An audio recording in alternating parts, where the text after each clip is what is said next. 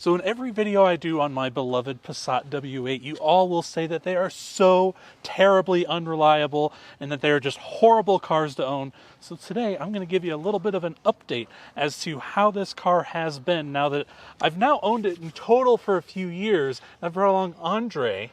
I hear you're a little excited. Have you ever driven a W8 before? I have never driven a W8 Passat or any W8 for that matter. And I used to own a VW Golf TDI diesel. I had a 1985 Quattro 5000 Audi. I've had an Audi A6. I've had a 92 VW GLI. Wow. I like older V-dubs. You are well versed in the Volkswagen Audi group of cars from that era, it seems. Yes. So this should feel somewhat familiar to you then, because they share a lot of parts. But I want you to check it out. And I want to say that this is half of a W8, right? Exactly. Yeah, you actually got that for me as a Christmas gift, and I've kept it because I enjoy it so much. I just need to get another one. So basically imagine, this is half of it, and the other half would go the other way, right? And they're kind of compact. The whole point about this engine is making it a little bit more compact. Exactly. But still making quite a bit of power. Yeah, they wanted to make an 8-cylinder engine that fits in a basically spot of a 6-cylinder engine. Okay. But yeah. Well, let's go. Let's drive around. Let's do it. Okay. So this is the car. So nice.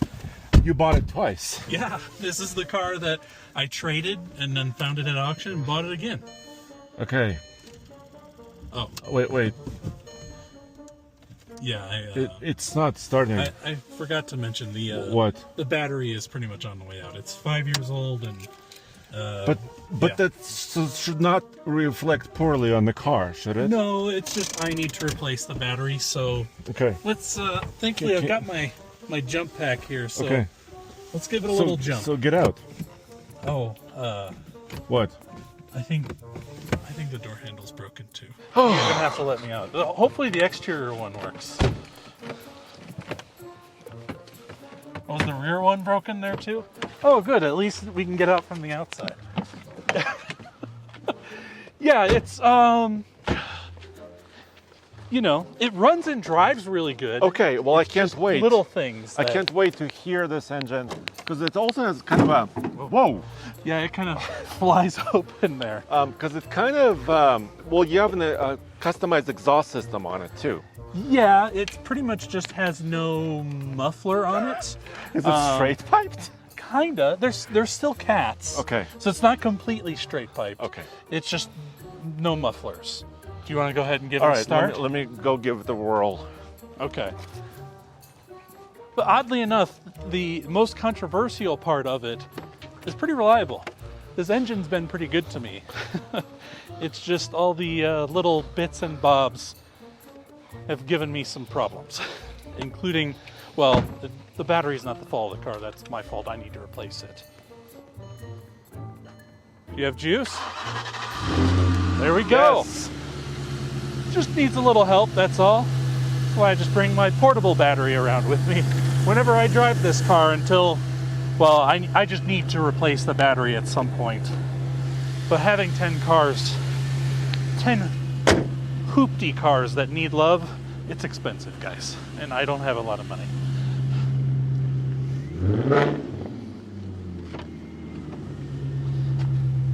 Well, Andre, what do you think? It sounds amazing. Yeah? Yes. You ready to take it out for a spin? Let's do it. So first of all, this was like the nicest Passat you probably could get in 2003, right? Yeah, I mean, these were a little over $40,000 in 2003, which was literally about double the price of a base Passat. So these were pretty darn expensive. I think, in fact, you could get an Audi A4 for less than one of these. Yeah, well, this is also 4Motion, which is basically VW speak for all-wheel drive. Well, yeah, the cool thing is this is the last generation where the 4Motion actually was Quattro. Okay. So this is basically Audi's Quattro all-wheel drive system. If you get the Passat after this one, the next generation, it went to that halodeck system that's more front-wheel drive based. Oh, the sound is something else. It's intoxicating, isn't it? I can see why you bought it twice. Yes. So in the W8 community, because this has such a distinct sound, we kind of call it the Wookiee, because it kind of sounds like a Wookiee. You know, if you hear if you think back to Star Wars. Yeah, some kind of guttural throat sound. Exactly. It's not really like an American muscly V8. It's not really like a European muscly V8. It's just kind of something in its own right. All right, so this one, basically what? It's a 2003, which means it's, just over 20 years old? Yep, just over 20 years old. And, well, as you can tell, a lot of the little things here and there are falling apart. I have these in there because otherwise these lights are on permanently and then it causes a battery drain. Interesting. Hence I why was wondering about this. Yeah, and this setup right here also operates the sunroof, and it's all in Yes. one. And finding it in tan is pretty much unobtainium right now. You know, I remember this section of it because my Golf had a very similar sunroof mechanism. Did it? Yeah. Yeah, they shared a lot of parts. Yeah. I think for these, I would have to find like a Passat specific one with Probably. that tan color, and it's just... And I imagine they're getting harder and harder to find, right? It is, because they all break. So a lot of the ones out there are already broken as well. So I haven't really figured out a solution for that as to what to do. But let me tell you, as far as what I've done with it so far, so you can kind of see the tape residue Yeah, here. what is up with that? Because I had to tape this window up because it fell in the day that I bought it. The second time or the first time? The second time. Okay. And so I put in a new window regulator in here, so that works now as it should. I also had something very scary happen. I had a camshaft code that showed up, which Ooh. with these is like, that's the code you don't want, because if the camshaft if you get that camshaft Sensor code, or something? well, there's sensors, and then there's the actual mechanism part. And the actual mechanism part, if you have to fix that, it's like an engine out job. Yes. And you're talking like $3,000 to $4,000 to fix. Which is basically a totaled vehicle. Yeah. Almost. And so I was pretty worried about that. Now these have 4 camshaft position sensors. Yes. And so the code isn't specific enough to tell you which one is bad. So I ended up having to replace 3 before I got the code to go away. But I did get the code to go away, so it was just a bad sensor. Awesome. Okay. Thankfully. So I was looking this up. This engine was rated between 270 and 275 horsepower. Yeah, Correct? exactly. Yeah, so I mean, it's, by today's standards, it doesn't seem super fast, but back in 2003, this was a quick little car. Yes. You know, and these were built on that Audi A4 platform. So although it says Volkswagen Passat, really underneath, you're getting an Audi A4. Behind me is a MK4 V-Dub. He's going to pass me now. I think he's wondering, are we time warped right now? Or like, what's going on? Yeah, they're from the same generation. This Yeah. is from the generation when Volkswagen was doing a lot of really cool stuff. Oh yeah, that's the other thing. What is that? There's like a radio wire that, like, when you go over bumps, I think it's like touching a metal area, and it gets a little staticky and has like kind of a mind of its own. I'm sorry, I'm having too much Too much fun. I mean, the main driving components of this car are pretty solid right now. Yeah, they are. You know, like the engine runs great, the transmission shifts well. I've just put new rear brakes on it, so it brakes really well. The tires are pretty much trash. Kind of gone, yeah. Yeah, I mean, the wear bars are literally showing on it.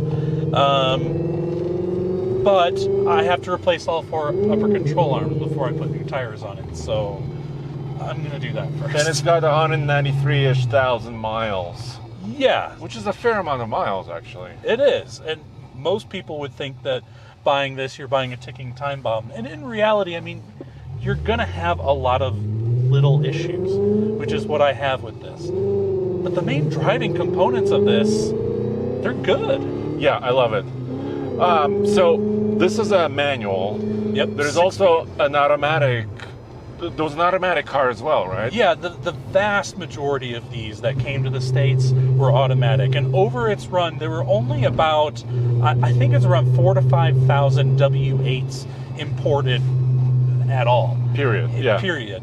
And I think less than 10% of them ever came to the States with a manual transmission. Now, what about a wagon?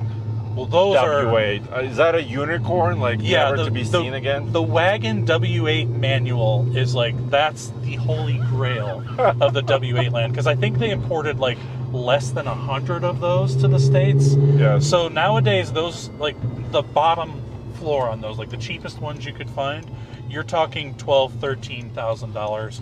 And it can go up from there depending on the miles and the condition. Now, the sedans like this are a bit more common, but I mean, you're still talking less than 500 that were ever imported here to the States. What are the values like right now on these? They are still stupid cheap. I mean, really, really nice ones are like $7,000, $8,000. One like this that needs a lot of little It has things. a lot of miles probably, right? Yeah, I mean, this is maybe this is a less than $5,000 car. And in this color combination, you know how many they imported? How many? 2. What is this color? Like, kind of blue? Yeah, it's like... Oh, I have to let you out. You're going to have to... You're Should going to I let keep both the me engine and rolling? the cameraman. Yeah, well, I can just jump it again. I'll keep it rolling for a minute. Okay.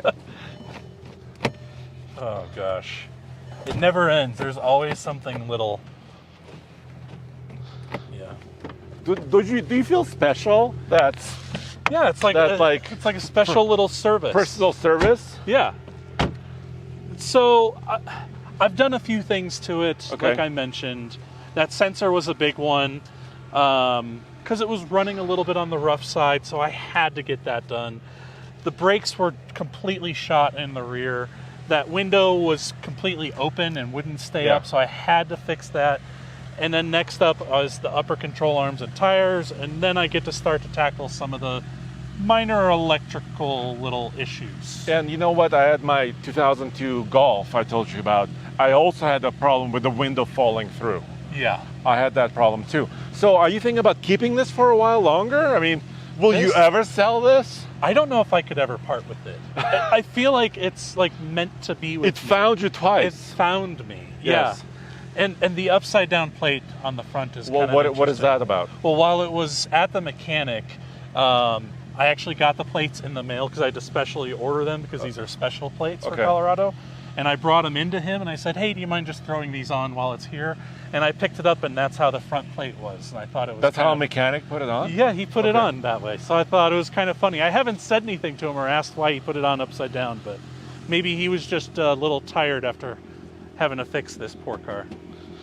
Well, I gotta tell you, man, driving it just a short distance here, it just put a smile on my face. It was really fun. It just feels tossable. I mean, it's a big car. Sure. But it doesn't feel that big. No, I mean, by modern standards, this would be considered like a compact car. Yeah. It's like the size of, what, a modern Corolla? It used to be one of the biggest cars they sold until the Phaeton came out, right? Exactly, yeah, because this predates the Phaeton a little bit. So I think at the time, this was their largest sedan, the Passat. And nowadays, it's like a small car because everything is so big, but I love it so much. I adore these things. I mean, you are not going to be able to find a car this rare for less than $5,000 that actually runs and drives and puts a smile on your face. Well, there you have it, guys. I mean, that's a cool update. Yeah. I can't wait to do another one in a year or more. Yeah, it might take me that long to fix everything because all my cars need something. Okay. That's why I'm starting to sell some of my cars off to fix the other ones that I want to keep. So that's what you got to do. Yeah, it makes sense. Yeah. Well, thanks for joining us, guys. All right, take care.